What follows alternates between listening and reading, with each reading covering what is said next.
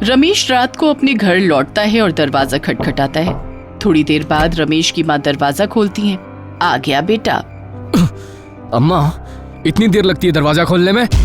दिन भर काम कर करके थक जाता हूँ। जब घर आओ तब दरवाजा ही नहीं खुलता। हटो सामने से। इतना बोलकर रमेश घर के अंदर चला जाता है। माँ अपनी आंखों से आंसू पोंछती है और दरवाजा बंद कर देती है। माँ रमेश को खाना देकर अपने कमरे में जाकर बैठ जाती है।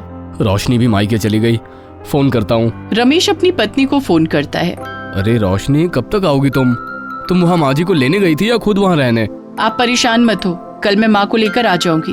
और हमारा शेर रोहन कहाँ है? वो अपनी नानी के साथ खेल रहा है। चलो ये अच्छा है। अपनी नानी की छत्र छाया में रहेगा तो कुछ कर पाएगा जिंदगी में। ठीक है, मैं कल माँ जी का इंतजार करता हूँ। कल मैंने दफ्तर से छुट्टी भी ले रखी है। अरे छुट्टी लेने की क्या जरूरत थी? अरे तुम्हारी माँ आ रही है कल, उनके स्वागत की तैयारी तो करनी पड़ेगी ना। इतना कहकर रमेश फोन काट देता है और खाना खाकर अपने बिस्तर पर लेट जाता है। लेटे लेटे वो सोच रहा है कि कल अपनी सासू माँ का स्वागत कैसे करूँ। पनीर बनाता हूँ अपने हाथों से। यहाँ रमेश उस रात सो जाता है। वहीं दोस्तों, दूसरे कमरे में रमेश की सगी माँ रोते रोते सो जाती है। सुबह होती है। रमेश की माँ देखती है कि रमेश खाना बना रहा है। ये देखकर उसकी माँ खुश होती है। वो रमेश के पास जाती है और बोलती है कि बेटा, मुझे पता है तू भले ही थोड़ा गुस्से वाला है, पर अंदर से बिल्कुल नरम है। तुझे लगता होगा कि मैं खाना बनाकर थक जाती हूँ, इसीलिए तू खाना बना रहा है ना। ला, मैं बना देती हूँ। रमेश अपनी माँ का हाथ पकड़ता है और सीधा उनके कमरे में ले जाकर बेड पर फेंक देता है। ऐसा है बुढ़िया, आज मेरी करोड़पति सासू माँ आ रही है। मैं नहीं चाहता कि मेरी सासू माँ तुम्हारे हाथों का बना हुआ 2 कौड़ी का खाना खाए। मुझे तो मजबूरी में खाना पड़ता है। तुम अब इस कमरे से बाहर नहीं निकलोगी अम्मा। सारा खाना पीना यही मिलेगा तुमको। मैं नहीं चाहता कि सासू माँ के सामने मेरी बेइज्जती हो, समझे बुढ़िया? हाँ बेटा। रमेश अपनी माँ को उस कमरे में बंद कर देता है और खाना बनाने लगता है। रमेश ने घर को गुब्बारों और फूलों से सजा रखा है। तभी रमेश देखता है कि उसके घर के बाहर एक महंगी कार रुकती है। रमेश भागकर उस कार के पास जाता है।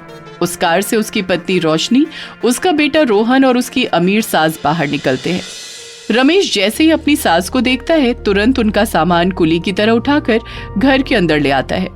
घर की सजावट देखकर रमेश की सास बहुत खुश होती है। सब लोग बैठकर चाय नाश्ता कर रहे हैं। तभी रमेश की सास बोलती है, रमेश, तुम्हें ये सब करने की क्या जरूरत थी? अरे आप तो मेरी माँ समान है।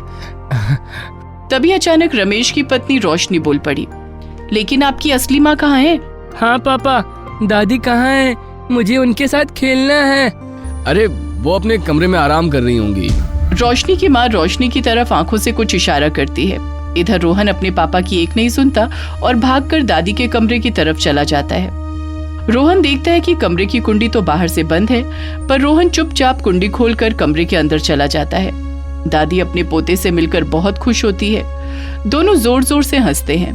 आवाजें बाहर तक आ रही हैं। तभी रमेश बोलता है, ये रोहन एक दिन अम्मा की वजह से बर्बाद हो जाएगा। पढ़ता लिखता है नहीं, बस दादी के साथ खेलता रहता है। सासू माँ, मैं तो कहता हूँ कि रोहन को आप अपने साथ रख लो। क्यों दामाद जी, एक बेटे का बोझ नहीं सह पा रहे हो और मैं औरत होकर 2 कंपनियां संभाल रही हूँ। अरे सासू माँ, मैं तो बस ऐसे ही कह रहा था। समधन जी से तो मिलवाओ। अरे आप तो अम्मा को जानती हैं, पागल है वो। उनका चेहरा देख लो तो दिन खराब हो जाएगा आपका।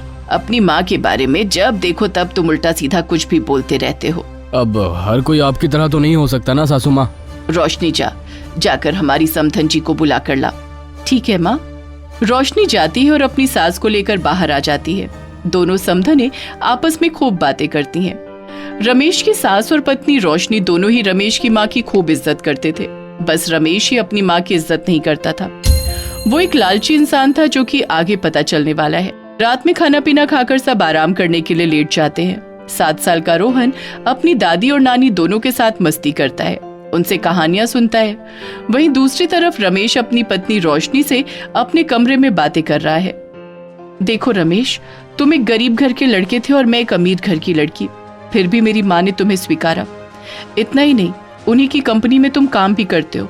आज तुम अपने पैरों पर खड़े हो, गाड़ी बंगला सब है, पर किसकी वजह से? अरे सासू माँ की वजह से, तभी तो मैं सासू माँ की इतनी इज्जत करता हूँ। और मेरी सासू माँ की? खुद की माँ के साथ ऐसा व्यवहार और मेरी माँ के साथ वैसा। अरे उन्होंने आज तक मुझे दिया ही क्या है? अगर तुम मेरी लाइफ में ना आती तो आज मैं भीख मांग रहा होता। लेकिन चुपचाप सो जाओ रोशनी, क्यों उनके बारे में बातें करके मूड खराब कर रही हो? रमेश इतना बोलकर सो जाता है। अगले दिन जब रमेश काम पर चला जाता है तब रोशनी की माँ, रोहन और रमेश की माँ एक साथ बैठकर आपस में बातचीत कर रहे थे। समधन जी, तुम अपने बेटे को समझाती क्यों नहीं? मैंने सुना है कि वो आपकी बिल्कुल इज्जत नहीं करता। अब ऐसा कुछ नहीं है, और वैसे भी मैंने उसके लिए किया ही क्या है। आप ज्यादा महान बनने की कोशिश मत करो, उसको सुधारने के लिए ही मैं यहाँ आई हूँ। हाँ नानी, पापा दादी को मारते भी हैं, ये देखो निशान। रमेश की माँ वहाँ से चली जाती है। इधर ये लोग प्लानिंग करते हैं। वो हमारा दामाद है, इसीलिए पुलिस का सहारा भी नहीं ले सकते। पहले तो बहुत संस्कारी लगता था, और अब वो अपनी माँ को ही। दुनिया को पता चला तो क्या कहेंगे लोग? ऐसा दामाद मिला जो अपनी माँ को मारता है और सासू माँ की पूजा करता है, और उसमें भी उसका लालच जुड़ा है। शाम को जब रमेश अपने घर लौट रहा था तभी रास्ते में उसे एक वकील मिला। अरे वकील बाबू, कहाँ जा रहे हो? अरे हम तो तुम्हारे पास ही आ रहे थे रमेश बाबू। हमारे पास? कहिए वकील बाबू। उस वकील ने एक फाइल रमेश को पकड़ा दी। ये क्या है वकील साहब? अरे पहले ये बताओ, पार्टी दोगे या नहीं? हाँ दूंगा, जल्दी बताइए क्या है इसमें? अरे आपकी सास यानी इस कंपनी की मालकिन ने ये कंपनी आपके नाम कर दी है। ये सुनते ही रमेश की खुशी का ठिकाना न रहा। हाँ इसी दिन का तो मुझे इंतजार था। रमेश रात को खुशी खुशी अपने घर पहुंचता है। अरे सासू माँ, आप अभी तक गई नहीं? अरे बेटी के घर ज्यादा दिन नहीं रुकते, आपके अंदर मैनर्स नहीं है क्या? ये तुम मेरी माँ से कैसे बात कर रहे हो? अभी सुबह तक तो बहुत इज्जत दे रहे थे मेरी माँ को, अचानक क्या हुआ?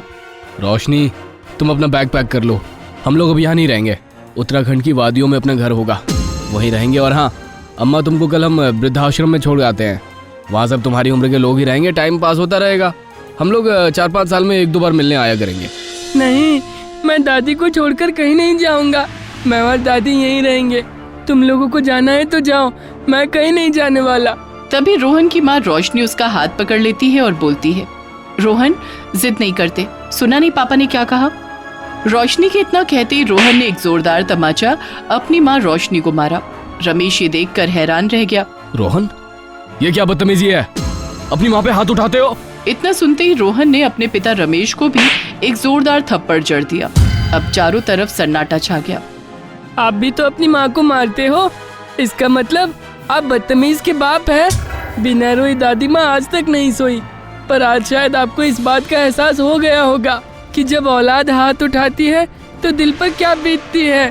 अपने बेटे के हाथ से थप्पड़ खाने के बाद रमेश के अहंकार को बहुत ठेस पहुंचती है। इतने में वहां पर वही वकील आ जाता है। रमेश बाबू, मैंने आपसे झूठ बोला था, मालकिन ने कंपनी आपके नाम नहीं की है। तो इस फाइल में क्या है?